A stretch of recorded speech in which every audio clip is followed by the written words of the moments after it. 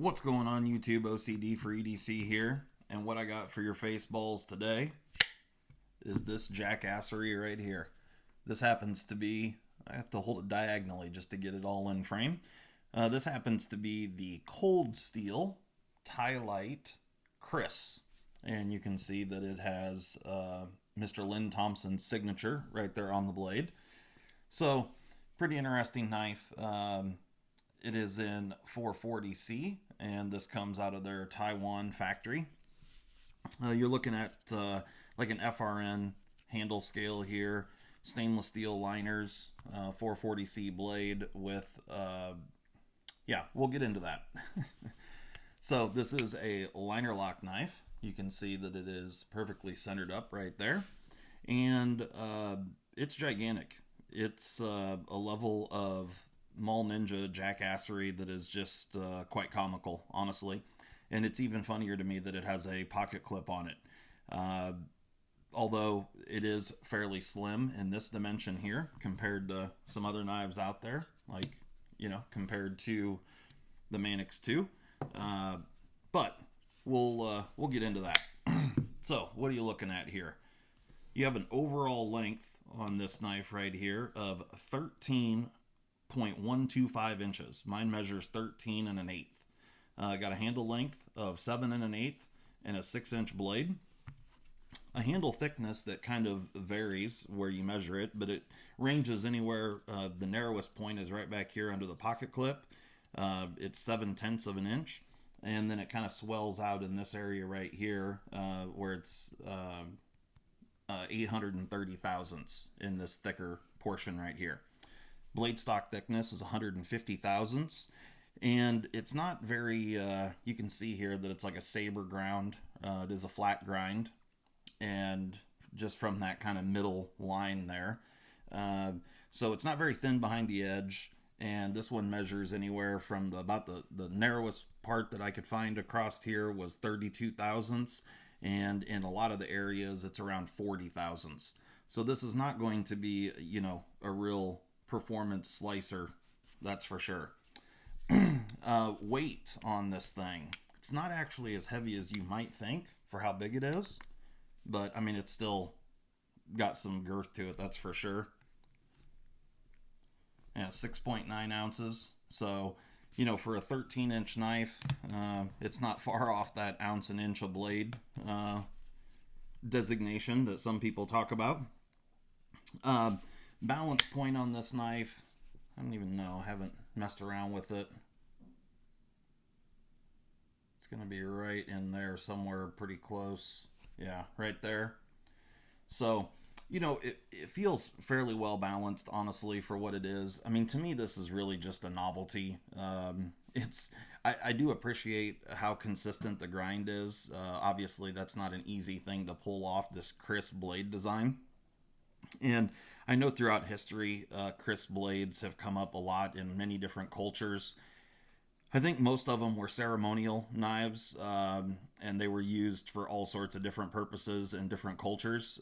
So they certainly have been around for a very, very long time. In today's, especially folding knife market, Kris blades are not something that you really see ever. So I appreciate Cold Steel. I applaud them for venturing out to do something like this. They have 2 Kris versions, or Kris bladed models that they came out with here in 2020.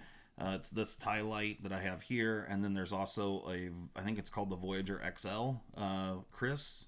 You know, something, it's similar in size to this, but different handle shape and all that. But yeah, so this knife, when this thing first came out, they were selling for, like, I think it was like right around $70, like $69 or $70. And then almost immediately, I think about the moment that they noticed that these things were really popular and a lot of people wanted them, the price jumped up to $102. I'm not really sure what the deal was with that because, yeah, nothing else about the knife changed. However, the price just jumped considerably. So I'm not sure what the deal was there, but it is what it is. So we're going to go ahead and pull this thing down Oh, I guess actually before I do that, let me run this screw back in for a moment. We'll throw out just a few size comparisons here just so you can get an idea of how ridiculous this thing is. There it is with the Mannix 2. Here it is with a Para 3. And here it is with the Hogue Deca. So, as you can see, this thing's ridiculous. So, there we go. Alright, so on the hardware, the pivot on this is a T10. And, you know, just a normal button cap screw. I think, well, we're going to find out here in a moment. I think this is riding on phosphor bronze. It looks like the rest of the hardware is T6. At least that screw was. Yep. And you've got, let's see, 1, 2, 3 body screws and the blade stop pin actually sticks through the liners and the scales. I'll show you right there. And that's it. So now this thing's disassembling itself. The liner lock on this thing's kind of interesting because it's so short. So here you go. Here's your injection molded, you know, FRN, Grivery, whatever you want to call it. It's plastic. You can see you've got a full liner here with no weight relieving, and you have an FRN back spacer. Huh, that's interesting. So the back spacer has a little alignment pin that lines up with the hole in the liner. I'm assuming that they did the liners this way just so you could see the stainless through the holes in the scales. But, you know, they certainly could have lightened this up significantly. There you got your phosphor bronze washer. It's very clean. Get the blade off to the side. So you can see the liner here. The actual liner lock portion of this is very, very short. You can see you've got all these barrel spacers there. And I'm just going to leave this in this configuration here. But you can see that, you know, the liner only comes to right here as far as the liner lock is concerned. It's got quite a bit of tension on it. It is a steel detent ball.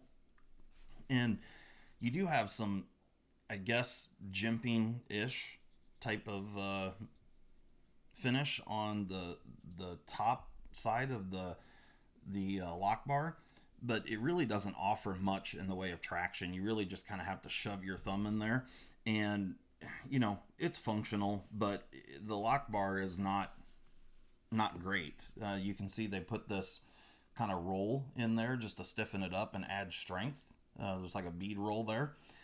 And so as short as this is, you know, it's even shorter than most normal liner locks. You know, most liner locks run about 3/4 the length of the knife. Obviously, that doesn't make sense to do that here. But this liner is very short, and so it's got quite a bit of tension on it. The liners are fairly thick. So it's just not the greatest knife when it comes to disengaging the liner lock. So on the blade here, you can see you've got this jimping here on these two. When it's closed, you actually have this kind of front flipper tab or the thumb stud option.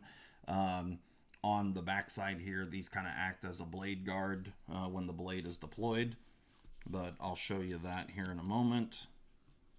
Let's get this pushed down. You can see here that the back end of the blade hits that stop pin right there. And also in the closed configuration, it hits the stop pin right there. So pretty straightforward in the construction of this. Get this washer down. Not a whole lot going on here, but it's an interesting one to say the least. Like I said, this is to me, this is more of a novelty, but a fun one. It's, you know, like I could totally see this summer, you know, like cutting a watermelon with it or something like that, or just some other Jackassery. You know, this is not something that I recommend anyone to carry for any sort of real purposes, but you know, to each their own. I'm sure somebody will use this for something. You know, there's a lot of jackasses in the world, me included. So just get this hardware in here.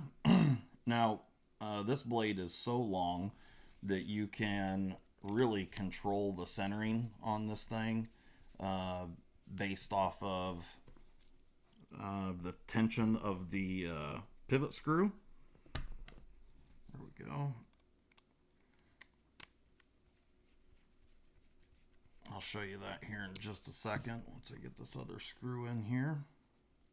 So Cold Steel has really stepped up their game. You know, years ago when I first kind of started getting into knives, Cold Steel, I just never really thought much about them. I always just thought that they sold, you know, Mall Ninja type stuff, and they did. However, as of late, Cold Steel has really stepped up their game, and they're doing a lot of really cool things. The 8015 happens to be one of my very favorite knives. It's just a really, really great knife. It's large as well. You can see the lockup here. You know, it's fairly late lockup, but like I said, to disengage the lock bar, it takes quite a bit of pressure. So you can see here that I've got the blade pretty well centered up. This blade's so long I'm hitting my camera with it. But let me show you here what I mean about the pivot screw. So if I loosen the pivot screw, you'll see the blade just walks right to the right. If I tighten it back up, you can walk it right to the left. So this is a knife that is very, very dependent on the pivot tension in order to center that blade. Now, when the blade is centered, no real blade play to speak of, so that works out pretty well. It's better constructed than you would think for what it is. You know, like I said, it's a full-on Jackassery style knife with the front flipper or the thumb stud. Both work well, not under camera.